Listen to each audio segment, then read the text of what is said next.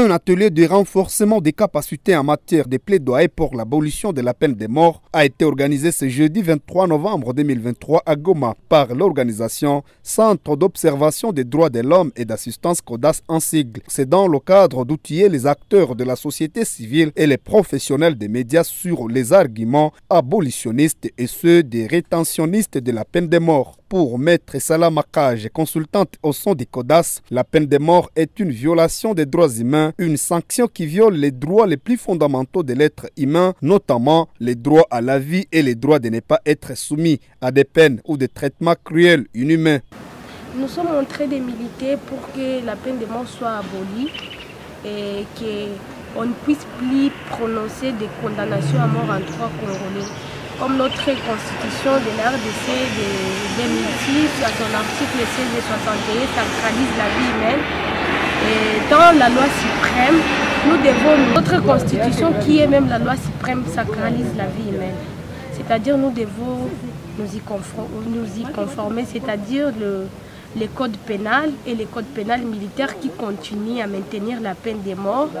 Et on doit réviser ça et que ces codes se conforment à la Constitution qui est la loi suprême qui sacralise la vie humaine. La peine de mort, tout d'abord, c'est une violation de droits humains, mais aussi, ça n'ira pas la justice. Avec la peine de mort, il y a de fortes probabilités de condamner des personnes innocentes.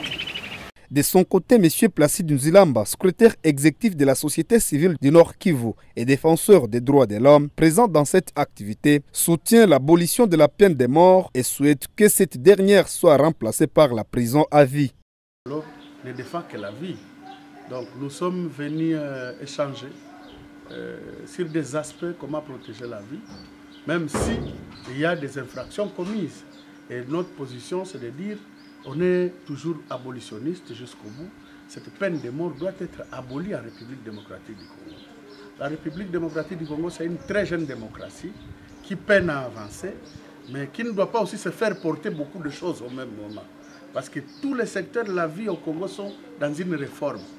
Il ne faut pas encore faire porter à tous ces secteurs des aspects qui ne sont pas capables de porter aujourd'hui. Nos juridictions fonctionnent avec. Par ailleurs, Maître Ruth Ngabo, défenseur judiciaire près du tribunal de grande instance de Goma, la peine de mort ne favorise pas la criminalité car selon elle, depuis que la peine de mort est prononcée, la criminalité continue à prendre un taux élevé en RDC.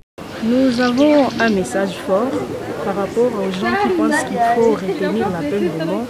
Le message est que nous les invitons à rejoindre notre camp pour qu'il y ait abolition de la peine de mort.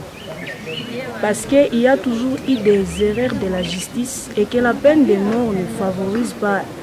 La peine de mort favorise l'irréparable.